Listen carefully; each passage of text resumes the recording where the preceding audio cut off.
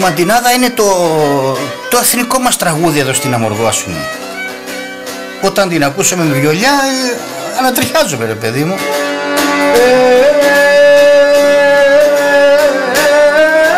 Να μου στείλει κι άλλη πλατά, πάνω στη χώρα κι πάρουση.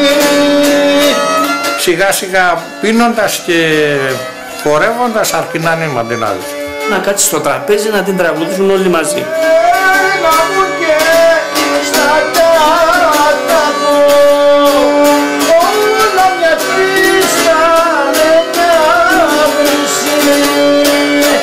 Δεν είναι χορευτικό πρώτα-πρώτα. Έχει και απείναθος Μαντινάδα. Με άλλο σκοπό. Η Κρήτη με άλλο σκοπό. Αλλού τη χορεύουνε και είναι ένας από τους καλύτερους ήρτους η δικιά μας Μαντινάδα. Κατάλαβε. Εμείς την έχουμε μόνο σαν ακουστικό. Όλη η ομορφιά της είναι η ομοιοκατάληξη. Να έχει ομοιοκατάληξη.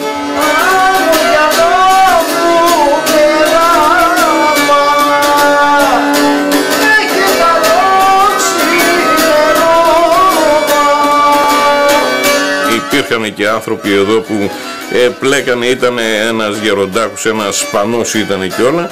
Και όταν γινόταν χορό στην πλατεία, πήγαινε και εκεί κοντά στις βιολιτζίδες άρχιζε και έλεγε στο ζευγάρι που χόρευε μπροστά στιχάκια.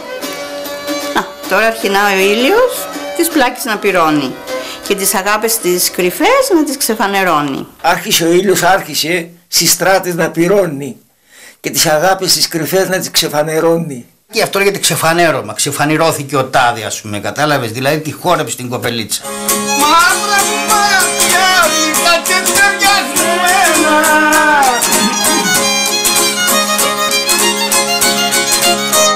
Γιατί κοιμάστε πάντα χωρίς εμένα, γιατί κοιμάστε πάντα χωρίς εμένα. Κάθε Σάββατο όλοι οι νέοι του χωριού, την Κυριακή το βράδυ, το Σάββατο, επάνω στην πλατεία, κάνανε ένα γλεντάκι και πήγαιναν τα κοριτσάκια και τα χορεύανε. Οι γυναίκες δεν καθότανε ποτέ στο τραπέζι. Οι γυναίκες καθότανε σε 3 σημεία της πλατείας. Όρτιες. Θεωρείο. Και εμείς σηκωνόμαστε στο χορό και κάθε ένας λοιπόν πήγαινε και έπαιρνε την καλή του.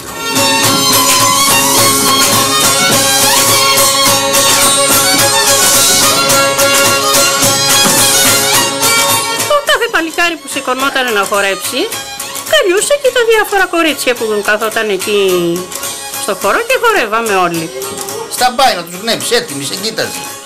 Πότε να πάρει τη σειρά της. Την καλούσες να σηκωθεί να χορέψει μαζί σου. Έδινε στο μαντίλι, κρατούσε εκείνη από τη μια το μαντίλι και εσύ από την άλλη. Να πάμε στον νόμο, τη χτύπαγε λιγάκι. Έτσι να καταλάβει ότι κάτι γίνεται. Και σιγά σιγά γινόταν το γκαλιβέρι που λέμε, έτσι.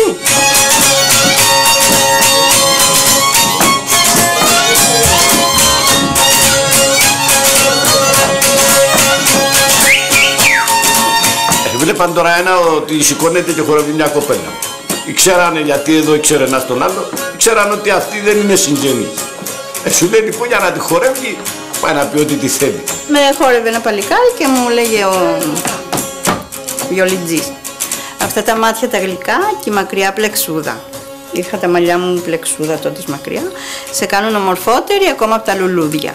Μέσα στη μυρισμένη σου και στη γλυκιά σου αγκάλι θα πέσω να αποκοιμηθώ και να ξυπνήσω πάλι.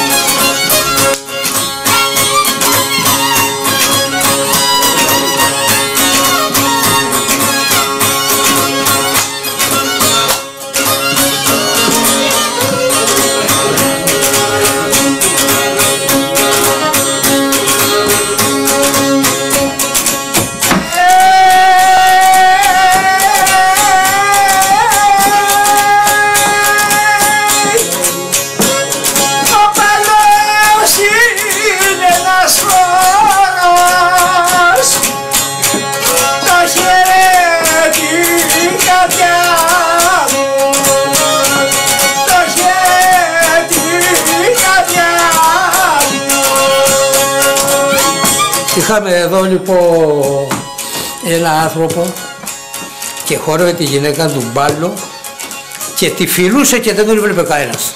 Ειδικά στον μπάλο, άμα τη χορεύω μπάλο, χαζεύει το μαγαζί.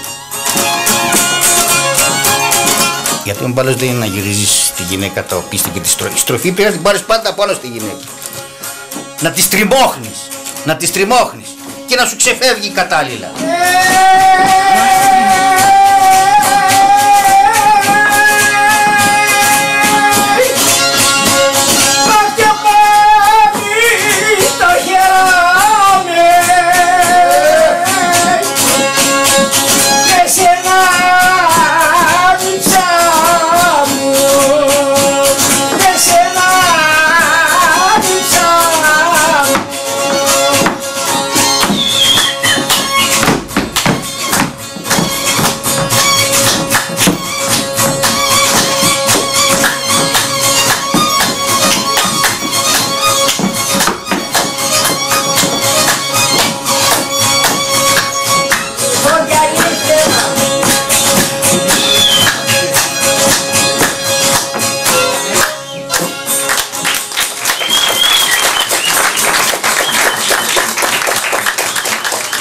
Εδώ δεν είναι κανένας να έχει πάει σε χοροδασκαλείο, αλλά καθένας είναι στο είδος του. Είχαμε ένα δάσκαλο, Μακαρίδης είναι, έλεγε πάσα ρυθμική κίνηση ισχυρώνεται και ποδών εστί χορός.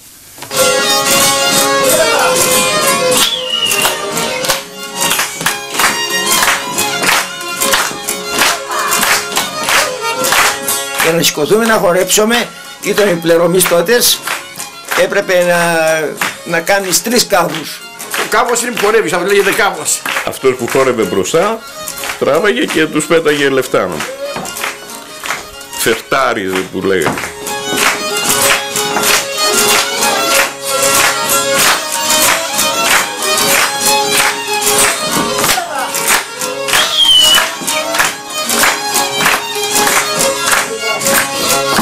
Και όσο χορεύανε και οριόντουσα, κέρναγε ας πούμε, κέρασε, ο άλλος κέρασε, λουκουμάκι, κουραμπιέ. Μάλιστα ένας οργανωτικός μια φορά σηκώθηκε να μεταπιάσει το βιολί του, πήγε να καθίσει απάνω στη μαντήλα με τα λουκούμια.